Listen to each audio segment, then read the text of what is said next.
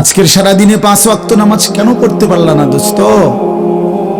কেন পড়তে পারলা? হ্যাঁ, এই পৃথিবীতে কত বন্ধুর কত আবদার রক্ষা করলেন, পরম বন্ধু মহান আল্লাহ পাকের কোনো আবদার রক্ষা করলেন না।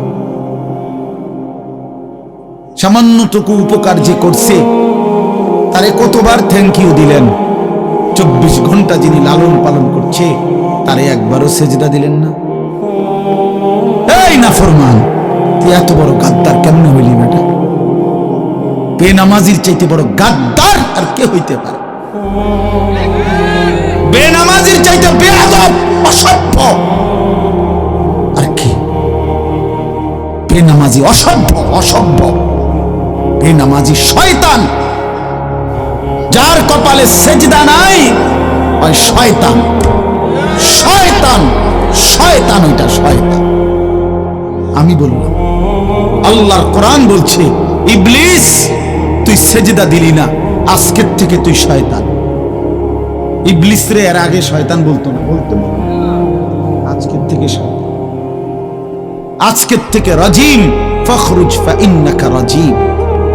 আল্লাহ বলছে বের হ বেঈমান, কেন সেজদা দিলি না? ফাইন্নাকা রাজিম, আজকের থেকে ইবলিস তুই অভিশপ্ত।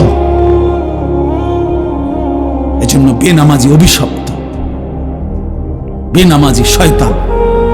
ওয়া ইন্না আলাইকা লানাতা ইলা ইয়াউমিদ্দিন। আল্লাহ বলছে ইবলিস তুই আমারে সেজদা দিলি না, তো মনে রাখিস আজকের থেকে নিয়ে ইসরাফিলের ফু পর্যন্ত, কিয়ামত পর্যন্ত তোর উপরে আমি আল্লাহর লানত। এটাই তো তরজমা নাকি?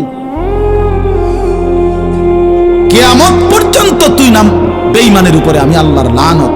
এই জন্য বেনামাজি মনে রাখো, এই যুবক তোমরা যারা নামাজ পড়ো না, তোর উপরে আল্লাহর লানত, তোর খোদার গজব তোর উপরে, মনে রাখিস।